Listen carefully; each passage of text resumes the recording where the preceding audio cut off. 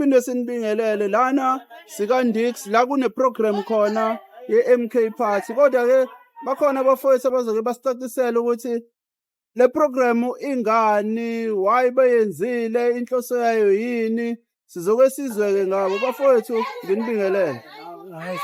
Sawubona bhuti. Ya mfowethu, sacela ukuchazela abalaleli nje ukuthi le program imayelana nani, why nivane nazohlangana nakhetha le ndawo lokuthi nizohlangana kuyona.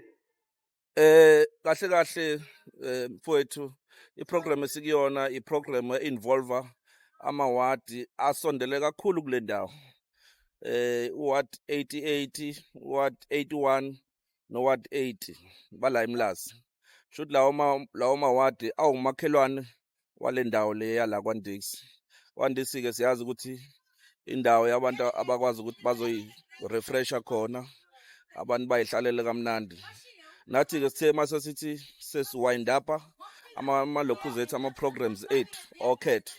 Sase sithi ake sihlanganeni siyama ward ke sobheka nje nomphakathi wangakhona la kwaNdix, subingelele introduce ilokhuza MK kuwona, nabafuna ukujoyina bakwazi ukujoyina abasasele. So nje iprogram nje is all about that ukuthi this is a final push. Next week sesibheke kuma-elections ngoLwesithathu. Okay, but hayi ngiyakuzwa mfethu. Kodwa uma ubheka isasasa la yonke lento le, nibona abantu benithatha kanjani manifika kubona noma nihlangana nabo, bawujabulela kangakanani umkhonto? Mfowethu, esingakusho nje ukuthi kurela uthola ukuthi usihlangana nabantu bakithi, uthola ukuthi abawuzwa umkhonto. Yabo, umkhonto nje azange sibe nenkinga leyo ukuthi masishaya door to door senza sihlangana nabantu, uthola ukuthi safanele uchaze. Uthi mawuqhamuka nje umuntu athi awulethe iform nami ngumkhonto. So bekuyiprogram nje easy nje mfowethu, enokujabula okuningi, and futhi nje iprogram yakhona nje involve bonke abantu abadala, abantu abasha, nje kumixiye wonke umuntu is part of MK. Okay mfethu, lana amawadi amangaki ahlangene la, oward bani abakhona la? La khona Ward 80, khona Ward 81, khona Ward 88. Okay. Mfethu, yazi ngizoke ngikubuze nje umbuzo othe ukuphuma kancane.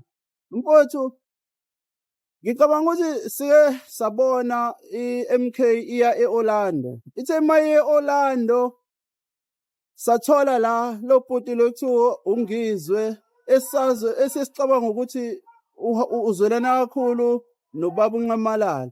Kodwa simbone esenza eyakhe imbizo la ebiza amabhinqa. Mhlawumbe nje ungathini nje ukubeka nje ngaloso sehlo?